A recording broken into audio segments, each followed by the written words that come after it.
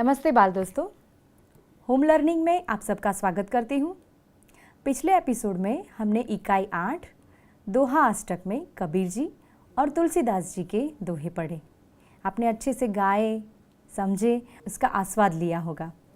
तो आज हम ऐसे ही एक संत कवि के दोहे देखेंगे। आपको एक छवि दिखाती हूँ, पहचानिए कौन है वो। देखिए बच्चों, कौन है ये? जी हाँ, रहीम जी का पूरा नाम है अब्दुल रहीम खान खाना। ये बड़े ही उदार और अनुभवी थे। उन्होंने भी हिंदी में बहुत ही अच्छे और प्रसिद्ध दोहे लिखे हैं। आज हम उनके दोहे पढ़ेंगे। हम सब साथ पढ़ेंगे। रहीमन धागा प्रेम का, मत तोड़ो चटकाए, टूटे से फिर ना जुड़े, जुड़े गांठ पड़ जाए। आपको अब साथ में गान भी करना है। रहीमन धागा प्रेम का, मत तोड़ो चटकाए, टूटे से फिर ना जुड़े, जुड़े गांठ पड़ जाए। रहीमन जुड़े गांठ पड़ जाए। तो यहाँ रहीम जी धागे के माध्यम से संबंधों का महत्व समझाते हैं। जैसे धागा एक बार टूट जाता है तो वो फिर से नहीं जुड़ता, और यदि जुड़ भी जाए तो इसमें गांठ पड़ जाती है। तो रहीम जी धागे के माध्यम से हमें ये समझाते हैं कि हमारे जीवन में जो भी संबंध है, किसी के साथ कोई भी व्यवहार है, वो हमें जाने समझे परखे बिना तुरंत नहीं तोड़ देना चाहिए। और यदि ये संबंध टूट भी जाए तो वो फिर से पहले की प्रकार नहीं रहते। यहाँ पर चटकाए यानी तुरंत, शीघ्र, कोई भी संबंध हमें तुरंत नहीं तोड़ना है, ये हमें बताया गया है। आगे का दोहा देखते हैं। आप सबको पठन करना है मेरे साथ। तरुवर फल नहीं खात है, सरवर पियहि न पानी, कही रहीम परकाज हित, संपत्ति संचहि सुजानी। हमने पठन किया, अब इसका गान करेंगे। तरुवर फल नहीं खाते हैं, सरवर पियहि न पानी, कही रहीम परकाज हित, संपत्ति संचहि सुजानी। रहीमन संपत्ति संचहि सुजानी। तो यहाँ पर रहीम जी कहते हैं तरुवर फल नहीं खाते हैं। आप चित्र में देख सकते हैं, तरुवर यानी पेड़। हमने देखा है कि पेड़ जो होते हैं उन पर फल लगे होते हैं। बच्चों, आपने कभी पेड़ को खुद अपने फल खाते हुए देखा है? पेड़ सोचे कि हाँ चलो आज तो मुझे बहुत भूख लगी है, मैं अपने ही फल खा लेता हूँ? कभी नहीं। आगे रहीम जी कहते हैं कि सरवर पियहि न पानी। सरवर यानी सरोवर। तो बच्चों, आपने कभी किसी सरोवर या नदी को खुद का पानी पीते हुए देखा है कि आज तो मुझे बहुत प्यास लगी है, चलो मैं अपना खुद का ही पानी पी लेती हूँ? नहीं। तो यहाँ पर रहीम जी ये कहते हैं कि जिस तरह पेड़ अपने फल खुद नहीं खाते हैं, नदी या सरोवर अपना पानी खुद नहीं पीते हैं, तो यहाँ पर रहीम जी कहते हैं उसी प्रकार सज्जन लोगों की संपत्ति सभी लोगों की भलाई करने के लिए होती है, संग्रह करने के लिए नहीं। तो संचयी का मतलब है संग्रह करना। तो आप देख सकते हैं इस चित्र में कि रहीम जी सबको क्या समझा रहे हैं। जैसे पेड़ अपना फल खुद नहीं खाता है, सरोवर अपना पानी खुद नहीं पीता है, उसी प्रकार सज्जन लोगों की संपत्ति यानी अच्छे लोग क्या करते हैं, अपनी संपत्ति का उपयोग दूसरों की भलाई में करते हैं। अगला दोहा देखते हैं। आप सबको पठन करना है।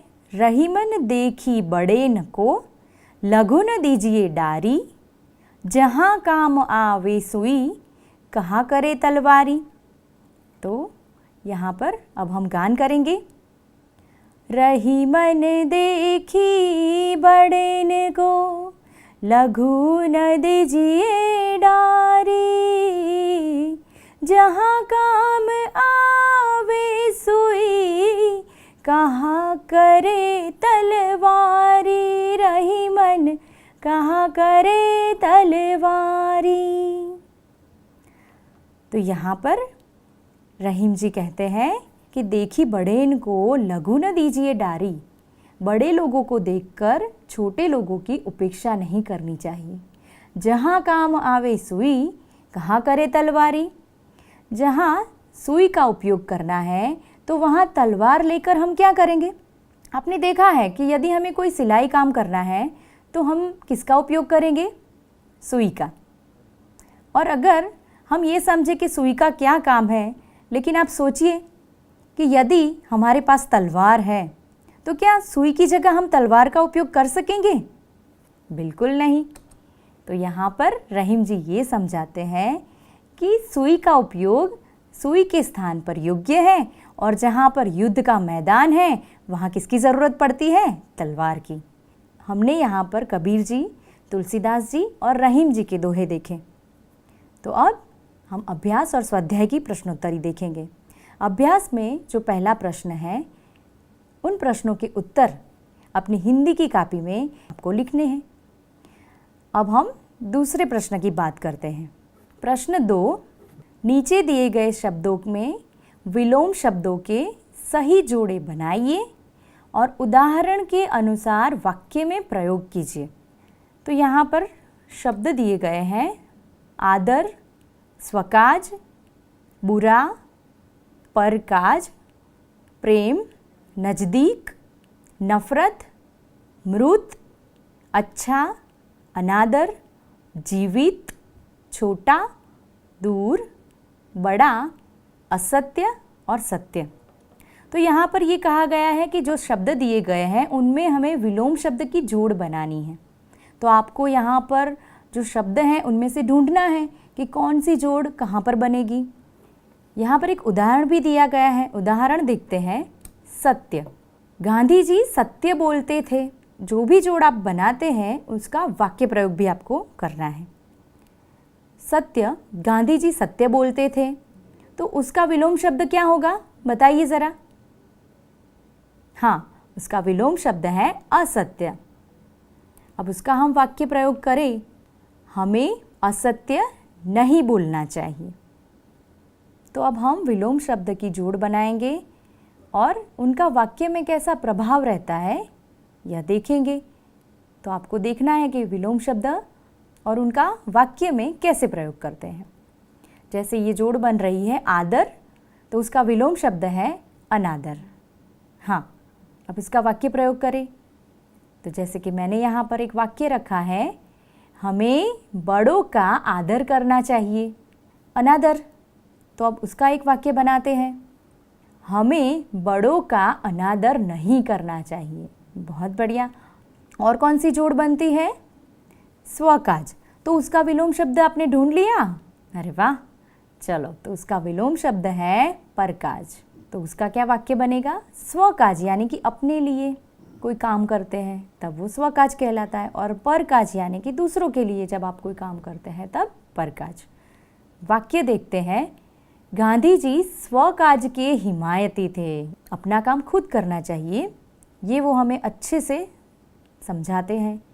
रविशंकर महाराज परकाज में अपना जीवन व्यतीत करते थे। ये भी बढ़िया वाक्य हुआ। आपको भी ऐसे वाक्य बनाने हैं। आगे देखते हैं। बुरा, तो उसका विलोम शब्द है अच्छा। अब उसका वाक्य प्रयोग देखेंगे। बुरे काम का अंजाम बुरा होता है। अब अच्छा, हमें घूमने जाना अच्छा लगता है। घूमने जाना किसको अच्छा नहीं लगता। तो आपको इस प्रकार वाक्य बनाने हैं। आगे देखते हैं।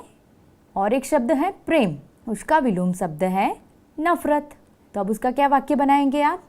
हाँ, हम ये बना सकते हैं कि हमें सबके साथ प्रेम से रहना चाहिए, और उसका विलोम शब्द यानी कि नफ़रत। तो उसका क्या वाक्य प्रयोग करेंगे, मज़हब यानी कि हमारा धर्म। मज़हब हमें नफ़रत करना नहीं सिखाता। आगे कौन सी जोड़ बनती है, मृत, उसका विलोम शब्द है जीवित। तो मृत का वाक्य हमने ये बनाया है, हमें ज़मीन में से मृत जीवों के अवशेष भी मिलते हैं। उसी प्रकार जीवित का वाक्य बनाएं तो वह बिल्ली अभी भी जीवित है। बहुत बढ़िया। अब आगे देखते हैं। छोटा, तो उसका विलोम शब्द बड़ा। अब छोटा, उसका वाक्य प्रयोग करें तो छोटे बच्चे बहुत ही प्यारे लगते हैं। और बड़ा, उसका वाक्य प्रयोग अब करना है। मेरे घर के सामने पीपल का बड़ा सा पेड़ है। तो हम देख सकते हैं कि जो हमने जोड़ बनाई है उनका हम वाक्य में भी प्रयोग कर रहे हैं। यहाँ पर और एक शब्द देखते हैं, नज़दीक, उसका विलोम शब्द है दूर, उसका वाक्य प्रयोग देखते हैं। मेरे घर के नज़दीक मंदिर है। नज़दीक यानी पास। रोजी रोटी के लिए कुछ लोग अपने वतन से दूर रहते हैं। पास, दूर, नज़दीक तो दूर, ये भी विलोम शब्द की जोड़ है। तो अब हम आगे देखते हैं। नीचे दिए गए वाक्यों के रेखांकित शब्दों को ध्यान से पढ़िए। पहला वाक्य है, वह कौन जा रहा है? पहला इनाम किसे मिला? आप क्या लाए हैं? किसने कहा आज छुट्टी है? तो यहाँ पर हम देख सकते हैं कि कौन, किसे, क्या, किसने, ये सब प्रश्न पूछे गए हैं। यहाँ पर जो कौन, क्या, किसने, ये जो शब्द हैं वो क्या कहलाता है? प्रश्नवाचक सर्वनाम। तो वाक्य में प्रयुक्त वह शब्द जिससे किसी व्यक्ति, वस्तु या स्थान के विषय में प्रश्न उत्पन्न हो तो उसे प्रश्नवाचक सर्वनाम कहते हैं। अगला प्रश्न है, नीचे दिए गए वाक्यों में रेखांकित शब्दों को ध्यान से पढ़िए। जैसा करोगे वैसा भरोगे। दूसरा वाक्य है, जो मन लगाकर पढ़ेगा वह अवश्य उत्तीर्ण होगा। जिसकी लाठी उसकी भैंस। तो बच्चों, यहाँ हमने देखा कि वाक्यों में संबंध बताने वाले शब्द को संबंधवाचक सर्वनाम कहते हैं। जैसे कि जैसा, वैसा, जो, वह, जो, त्यों। तो ऐसे जो शब्द का प्रयोग होता है तब हम उसे कहेंगे संबंधवाचक सर्वनाम। तो अब हम आगे का प्रश्न देखते हैं। नीचे दिए गए वाक्यों में रेखांकित शब्दों को प्रश्नवाचक और संबंधवाचक सर्वनाम में वर्गीकृत कीजिए। तो यहाँ पर पहला वाक्य है, वह कौन आ रहा है? दूसरा वाक्य, जैसी करनी वैसी भरनी। तीसरा वाक्य है, जो चलता रहेगा वह मंजिल तक पहुँचेगा। चौथा वाक्य है, आज का इनाम किसे मिलेगा? आपको पढ़ना है और समझना है कि ये प्रश्नवाचक सर्वनाम है कि संबंधवाचक सर्वनाम। जिसकी मेहनत उसकी सफलता। छठा वाक्य है, आप क्या ढूंढ रहे हैं? किसने कहा आज मेहमान आएंगे? अब हम आपको गृह कार्य में थोड़े और वाक्य देते हैं जिसका उत्तर आपको लिखना है। तो यहाँ पर वाक्य है, जो कर्म करेगा फल उसी को मिलेगा। आपको सोचना है और उसके सही उत्तर लिखने हैं। वह कौन जा रहा है? जहाँ भी आप जाओ वहाँ मुझे भी आना है। ये डिब्बा किसका है? जैसा राजा वैसी प्रजा। तो बच्चों, आपने अच्छे से सभी दोहे पढ़ लिए, समझ लिए। तो अब आपको क्या करना है? इन सभी प्रश्नों के उत्तर अपनी हिंदी की कॉपी में अच्छे से लिखना है, पढ़ना है और हाँ, दोहों का गान भी करना है। आशा रखती हूँ कि आप सभी को दोहा अष्टक इकाई अच्छे से समझ में आ गई होगी और आपने इन दोहों का आस्वाद लिया होगा। फिर मिलेंगे। धन्यवाद।